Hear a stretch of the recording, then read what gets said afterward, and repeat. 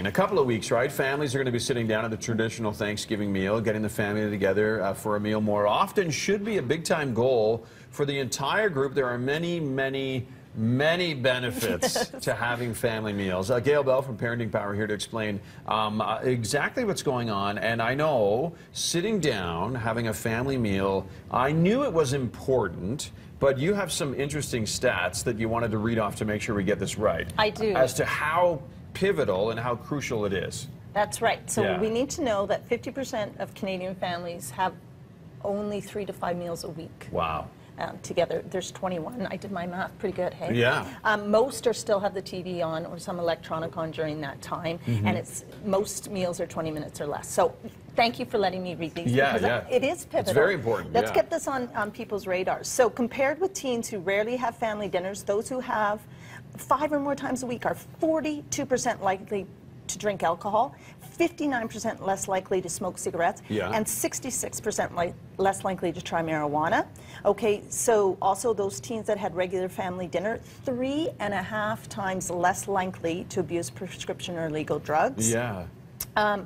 We know 1 in 4 Canadian children are overweight or obese, so regular family dinners reduce the incidence of child obesity because you can eat up to 50% more if you're in front of a screen. Yeah. 40% more likely. Let's emphasize that. Yeah. Kids are 40% more likely to get A's and B's if they have regular family dinners.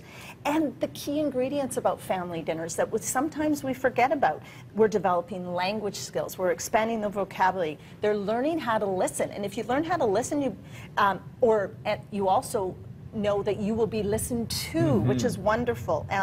Children can articulate their feelings and thoughts. We get to know our kids more at family dinners. Teens are less likely to be depressed, more motivated at school, and have better peer relationships. That's amazing. So less likely to drink, less likely to try marijuana, less chance to try abuse prescription medications, and it's all from just getting together. It is. It is. So it's with intention and attention. Okay. I was sharing that with Andy earlier. Yeah. We have to plan this.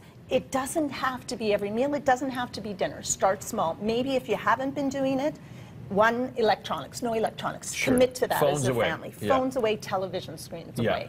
And then maybe we start 1 day a week, Taco Tuesdays or something. Involve the kids. Say, this is going to happen, and here's the reason why. And you know what else?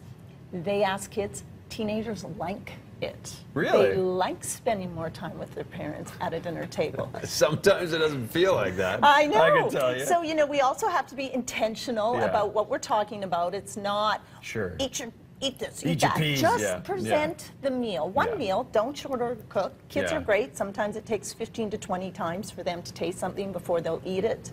You know what I find, Gail, is that I find out more about my kids and more about who they're hanging out with. You bet you Just do. because we're sitting there for 25 minutes eating, eating whatever it happens to be, spaghetti or whatever, right? That's right. Yeah. Yes, you do. It's a moment to talk, and it's not rushing.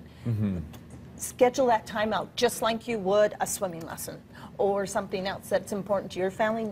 Dinner is not dinner. And don't bump Meals. it on the schedule, right? And don't bump it. Commit to it. Start with 1, maybe go to 2, maybe 3. Yeah. Kids like it. They like it. They like it, and they'll learn manners through it. That's also important. Yes. At 8, going to an etiquette class is not a bad thing if that's right for your family, but don't expect them to fix your children and they come back and they sit perfectly. But, if they've watched and you've modeled proper manners and etiquette, they're going to learn by 16, 17, 18 when they're ready to fly. Guess what? They're ready to go. They're ready to go. Gail, if people want to find out more about Parenting Power, how do they do that? Right. Our website is parentingpower.ca. You can also get us on Facebook and Twitter. There you go. Good advice.